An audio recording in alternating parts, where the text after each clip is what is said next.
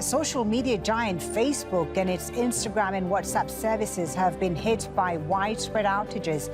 Facebook says it's aware some people are having trouble accessing the platforms, but hasn't said what's behind the problem. Well, let's speak to Ian Sherr about this. He's the editor-at-large at the consumer tech site CNET, and he's joining us from Maryland in the U.S. Very good to have you with us.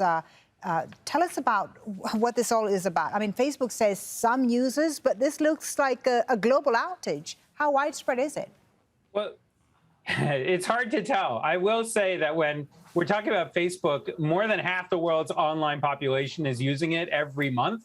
So, you know, a few users can be a lot of users. But this is a significant look. These outages happen from time to time. Right. Sometimes they are the result of bad behavior, hacks or something. Other times it's someone who pushed the wrong button. And this time it seems like it may have been not a bad thing. It may have been someone pushed the wrong button or some computer is misconfigured, and that'll get fixed at some point. But this has been going on for over an hour now, which is long, yeah. No? It is long. And look, these things tend to be unusual because Facebook in particular really prides itself on working really well. You know, over the last, I'd say 5-10 years, we've seen Google, Apple, Facebook, Amazon, all of them have been relatively stable. Before that, it was pretty normal for the internet to kind of go in and out and some websites not to work. You can look up the Twitter fail whale if you remember that period of internet history. So, you know, this stuff did happen, but it is unusual more so now. And so, yeah, having it out for an hour is definitely noteworthy. And this is coming in a day after a whistleblower revealed that the company Facebook prioritized profit over public good.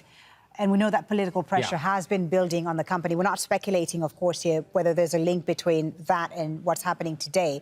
But I'm wondering, you know, with all this bad publicity right now for Facebook and this political pressure, can the company withstand all this bad pressure and bad publicity? What do they have to do to change things around?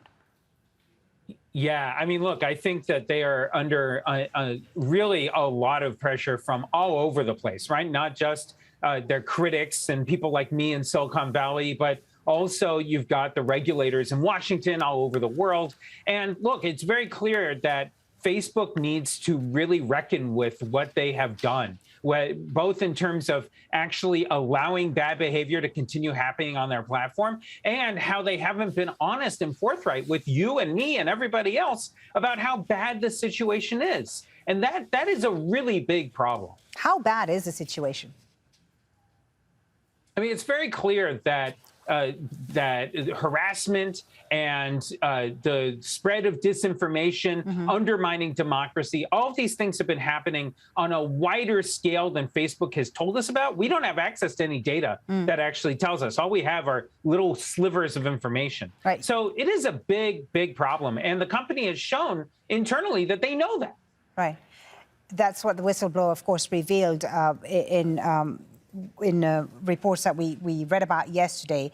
You know, when you see all this you wonder, of course, if, you know, one company, Facebook, owning multiple major online platforms is a good idea. What can regulators do about this? Yeah, I mean, look, there's been efforts inside of Washington to talk about whether or not Facebook should be forced to be broken up. You may remember that 20 years ago, that conversation was happening around Microsoft. And the way that turned out was that even though Microsoft was found to be a monopoly, all the government did was slap it on the wrist and allow it to continue being Microsoft. So I don't know exactly how far the U.S. government's going to be willing to go here, but I am curious to see whether this appetite for reigning in the tech industry will be any different from what it was a couple of decades ago. Thank you so much for talking to us about this. Ian Sherr from CNET joining us there from Maryland. Thank you for your time. Thank you.